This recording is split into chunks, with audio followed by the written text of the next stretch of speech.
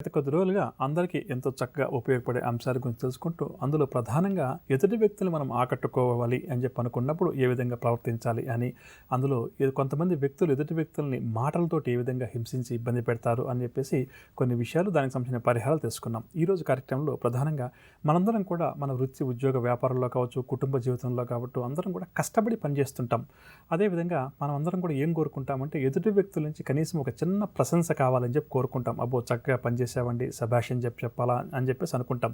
కానీ చాలామంది నిజాయితీగా ఎంత కష్టపడి పనిచేస్తుంటే కూడా వారిని ఎదుటి వ్యక్తులు గుర్తించలేకపోవడంతో పాటుగా కొన్ని సందర్భాల్లో వీరు కష్టపడితే వచ్చిన ఫలితాన్ని కూడా కొంతమంది వారి అకౌంట్లోకి వేసుకోవడం కూడా చూడవచ్చు. అంటే ఉదాహరణ తీసుకుంటే ఒక ఉద్యోగి ఉంటాడు, ఉద్యోగి సంవత్సర కాలం పాటు కష్టపడి పనిచేస్తుంటారు.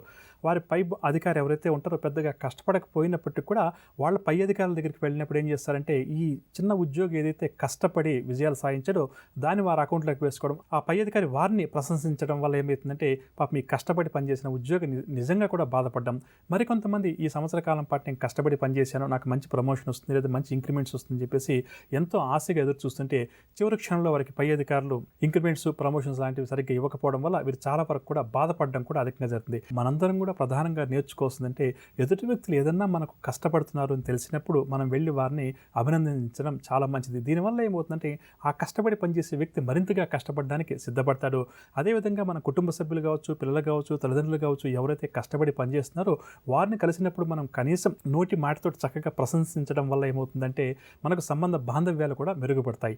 మరి ఇటువంటి సమస్యలు ఎవరికైతే అధికంగా ఉన్నాయో, అంటే ఎంత కష్టపడి పనిచేసినా గుర్తింపు రాక ఎక్కడ వేసిన గొంగళి అక్కడే ఉన్నది అన్న చందాన ఇబ్బంది పడుతున్నారో అటువంటి వారు ఎటువంటి పరిహారాలు పాటిస్తే వారి కష్టానికి, వారి నిజాయితీకి మంచి గుర్తింపు, గౌరవం, అదేవిధంగా ఆర్థిక లాభాలు కూడా చేకూరుతాయి అన్న అంశాల గురించి తెలుసుకుందాం. ప్రధానంగా చెప్పాలంటే జాతకరీత్యా ఎవరికైతే చంద్రగ్రహం, గురుగ్రహం అనుకూలంగా ఉంటుందో అటువంటి వారికి ఎప్పుడూ కూడా 10 మంది కూడా వారు ఏ స్థాయిలో ఉన్నప్పటికీ కూడా వారి కష్టాన్ని 10 మంది గుర్తిస్తారు, వారిని గౌరవిస్తారు, ప్రశంసిస్తారని చెప్పవచ్చు. అదే జాతకంలో చంద్రుడు, గురువు బాలేకపోతే ఏమైపోతుందంటే వారు కష్టపడి పనిచేస్తే కూడా ఆ కష్టమంతా కూడా ఫలితం ఇంకొకరికి వెళ్ళిపోతుంది.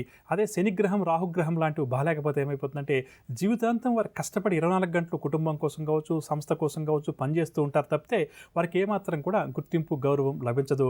అదేవిధంగా శుక్రుడు జాతకంలో ఎవరికైతే అనుకూలంగా ఉండరో అటువంటి వ్యక్తులు ఏంటంటే బాగా కష్టపడి పనిచేస్తుంటారు, చెమటోడుస్తుంటారు, కానీ గుర్తింపు, గౌరవం పెద్దగా వారికి దక్కదని చెప్పవచ్చు. కాబట్టి ఈ గ్రహ దోషాలు ఉన్నప్పుడు ఏమైపోతుందంటే సాధారణంగా మనకు ఏంటంటే కష్టపడి పనిచేస్తే కూడా గుర్తింపు, గౌరవం, ప్రశంసలు మనకు దక్కవని చెప్పవచ్చు. అటువంటి వారు పాటించాల్సిన పరిహారం ఏంటంటే ఆకుకూరలు ఉంటాయి కదా, కొద్దిగా ఆకుకూరలను తీసుకొని ప్రధానంగా బుధవారం రోజు బుధ గాయత్రి మంత్రాన్ని కనీసం ఆకుకూరలు చేత పట్టుకొని 108 సార్లు జపించాలి. ఆ తర్వాత గోమాతకు ఈ ఆకుకూరలను ఆహారంగా పెట్టాలి. ఈ విధంగా కనీసం ఒక 9 బుధవారాలు కానీ లేక వీలుంటే 21 బుధవారాలు కూడా చేయవచ్చు. ఆ తర్వాత ఆ ఆకుకూరలు ఏవైతే ఉన్నాయో వాటిని గోమాతకు ఆహారంగా పెట్టాలి. మనం ఎక్కడన్నా ఆలయాల లాంటి చోటుకు వెళ్ళినప్పుడు మనకు అక్కడ గోవులు ఉంటాయి కాబట్టి అక్కడ ఈ పరిహారం చేయడం మరింత మంచిది. ఎందుకంటే ఆలయ ప్రాశస్త్యం ఉంటుంది, ఆలయం దగ్గర ఉన్నటువంటి గోవు మరింత విశిష్టమైంది కాబట్టి ఈ విధంగా చేయడం కూడా చాలా మంచిది. వీలు కాకపోతే ఇక్కడ గోశాల ఉంటుంది కదా, అక్కడ గోశాలకు వెళ్ళి అక్కడ కూడా ఈ గాయత్రి మంత్రాన్ని పఠించి గోవుకు ఆకుకూరలు ఆహారంగా పెడుతూ ఉండాలి. ఈ విధంగా బుధవారం పూట చేయడం చాలా మంచిదని చెప్పవచ్చు. అదేవిధంగా ఎక్కడన్నా ఆలయాల్లో రావి చెట్టు ఉంటుంది కదా, ఆ రావి చెట్టు దగ్గరికి వెళ్ళి రావి చెట్టు నుంచి స్వతహాగా రాలి పడినటువంటి ఆకులు 11ని మనం శనివారం రోజు ఉదయం వెళ్ళి సేకరించి శనివారం సాయంకాలం ఆ 11 రావి ఆకుల మీద కొద్దిగా తేనెను వేసి వాటిని ప్రవహించే నీటిలో వదిలిపెట్టాలి. ఈ విధంగా వీలున్నప్పుడల్లా కూడా చేస్తూ ఉండాలి.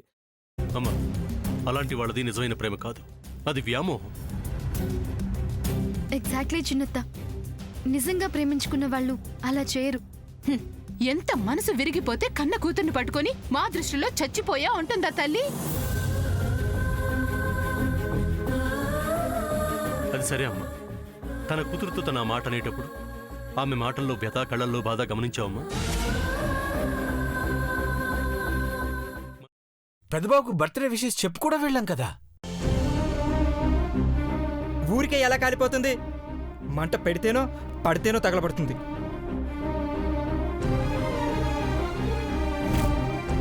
కరెక్ట్ చిన్నబాబు, నీకొచ్చినట్టే నాకు డౌట్ వచ్చింది. పార్వతే షర్టును తగలబెట్టిందనుకుంటా.